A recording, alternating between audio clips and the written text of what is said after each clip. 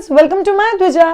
क्या आप breast feeding करने वाली मम्मा हो और आपके बैक को और बॉडी को रेस्ट की बहुत ज्यादा जरूरत है और आपके दिमाग में क्वेश्चन घूम रहा है, क्या हम लोग बच्चे को सुला के ब्रेस्ट फीड करा सकते हैं?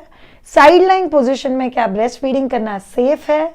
क्या ये अच्छा है बच्चे के लिए? क्या उससे बच्चे को कुछ फर्क पड़ेगा? अगर कुछ नहीं फर्क पड़ेगा तो कैसे कर सकते हैं? ये सब चीजें जानेंगे आज के वीडियो में। चलिए जानते हैं। तो बेसिकली सुला के ब्रेस्ट फीडिंग कराना एब्सोल्यूटली अलाउड है। आप लोग इनफैक्ट ब्रेस्ट फीडिंग साइंस या जो लैक्टेशन कंसल्टेंट होता है वो लोग ये भी कहेंगे कि राइट फ्रॉम न्यूबॉर्न बेबी आप लोग बच्चे को सुला के ब्रेस्ट फीडिंग करा सकते हो, जस्ट उसका टेक्निक सही होना चाहिए। दूसरा चीज जो आप लोग को ध्यान में रखना है, personally I always say that सुला के आप लोग ब्रेस्ट फीडिंग अगर एक 40 डेज के बाद चालू करते हो तो वो बेटर है, क्योंकि तब तक आप लोगों का लैचिंग बहुत अच्छे से सेट हो जाता है और फिर आप लोगों को सुला के ब्रेस्ट फीडिंग कराना काफ़ी हद तक आसान हो जाता है। But at the same time मैंने कुछ मदर्स ऐसे देखे हुए हैं कि जिनको बैठ के ब्रेस्ट फीडिंग कितना भी सिखाओ नहीं जमता है, बट सो के ब्रेस्ट फीडिंग करवाना बहुत इजीली जम जाता है। सो दैट वन थिंग जो आप लोग फॉर श्योर ट्राई कर सकते हो। कुछ लोग बोलते हैं बच्चा सफोकेट हो जाएगा, माँ का बच्चे के ऊपर वजन पड़ जाएगा।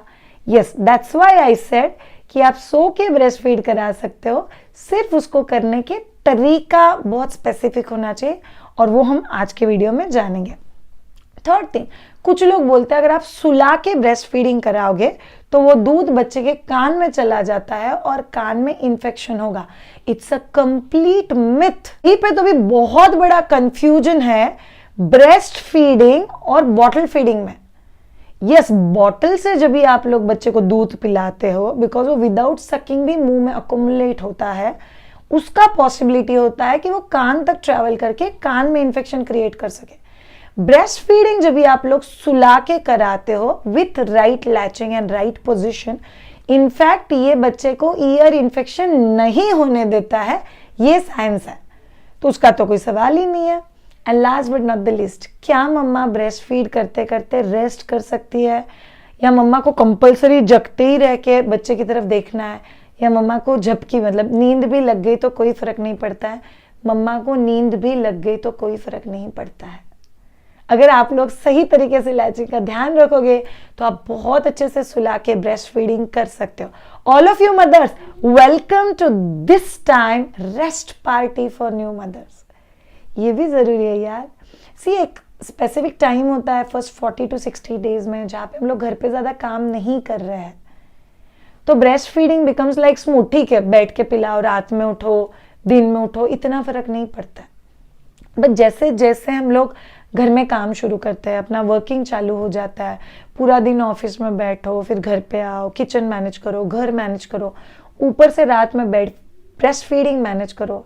In fact there was a research जो रिसर्च कहता है कि 6 महीने बाद बहुत सारे वर्किंग मदर सोचते हैं यार बॉटल चालू कर देते हैं, बिकॉज वो बहुत टायरिंग हो जाता है।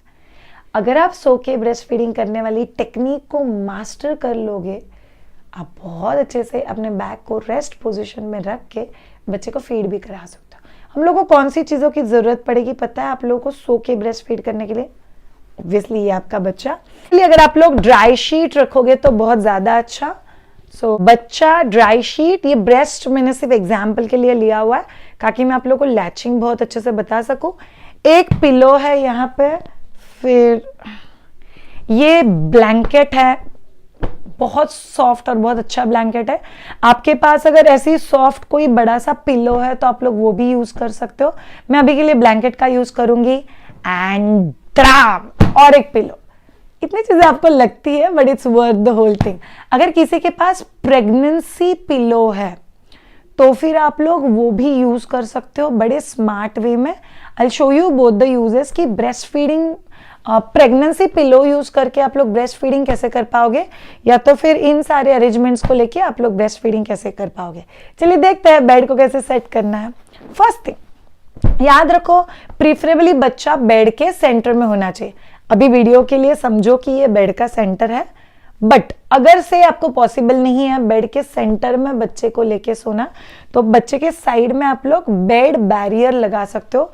बेड बैरियर क्या होता है उसके ऊपर हम लोग सेपरेट वीडियो कर चुके हैं कि बच्चा सिरकेबल नहीं गिरने के लिए आप बेड के आसपास दीवार बना सकते हो, जो बड़ा कमाल का ऑप्शन है आपको सेफली और पीसफुली नींद आने के लिए।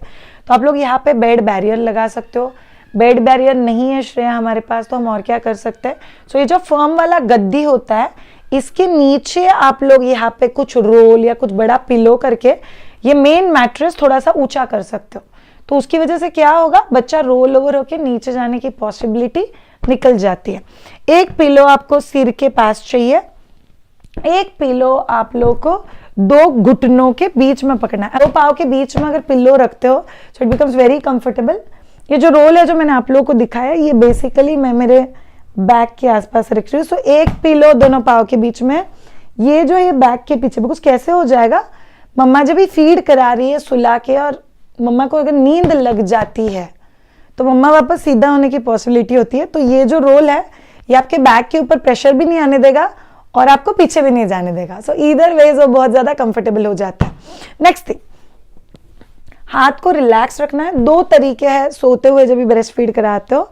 सो एक तरीका है कि आप मस्त हाथ को स्लांट करके सो जाओ, या दूसरा तरीका है जो बहुत अच्छा तरीका है कि आप लोग हाथ को पिलो के नीचे रखो, कंधा और कान के बीच में पिलो आना चाहिए। क्या पीसफुल लग रहा है बताओ आपको। It's such a blissful position. याद रखो ये रोल मेरे बैक के पीछे बहुत अच्छे से टक किया हुआ है, मैं इससे ज्यादा पीछे नहीं जा पा रही हूँ।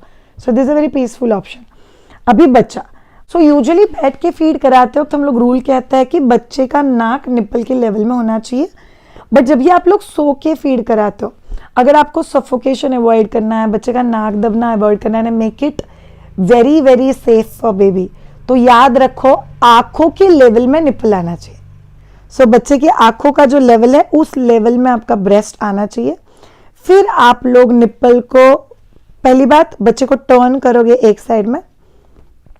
जैसे ही आप लोगों ने बच्चे को टर्न किया तो आंखों के लेवल पे निप्पल है, तो आपको निप्पल को बच्चे के, ये टर्न्ड बेबी है, बच्चे के नाक के और मुंह के आसपास घुमाना है थोड़ा सा नीचे करके।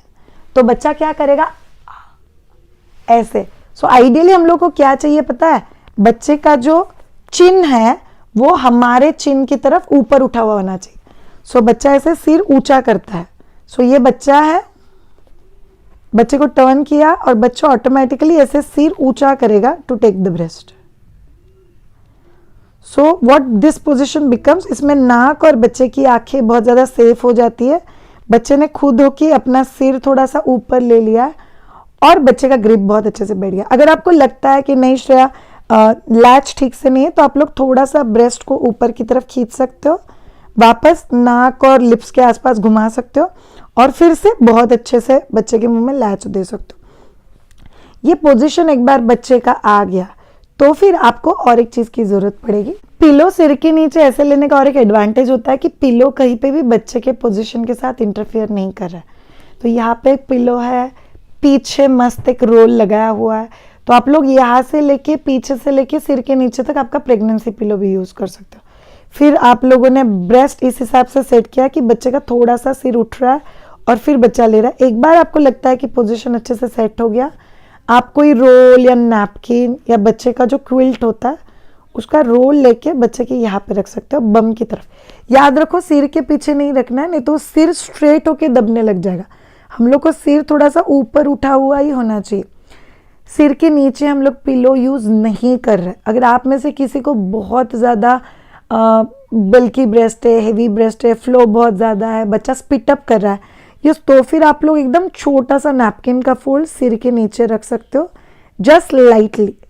अगर किसी के ब्रेस्ट बहुत ही छोटा है तो आपको लगता है बच्चे को थोड़ा रेस करेंगे तो निप्पल के लेवल तक बच्चा आ जाएगा, तो भी आप कर सकते हो। बट बिकॉज आपका पिलो शोल्डर और नेक के बीच में, तो आपका ब्रेस्ट काफी नीचे है और बच्चा इसको बहुत इजीली ले पाता है।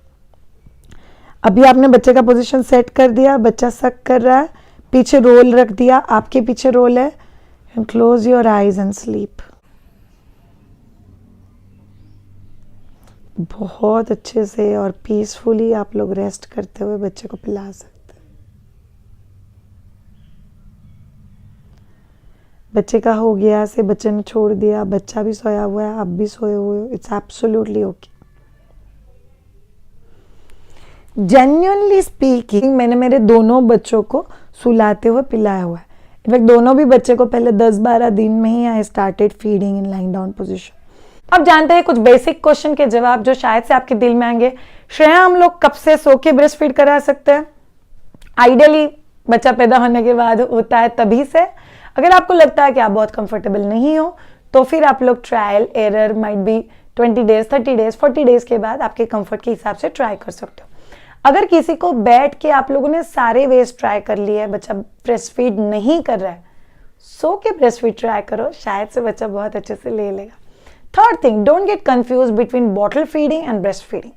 बॉटल फीडिंग के जो साइड इफेक्ट है जैसे सफोकेशन है, बच्चा मुंह में निपल लेके सोना, ear infection, this are not applicable to breast feeding.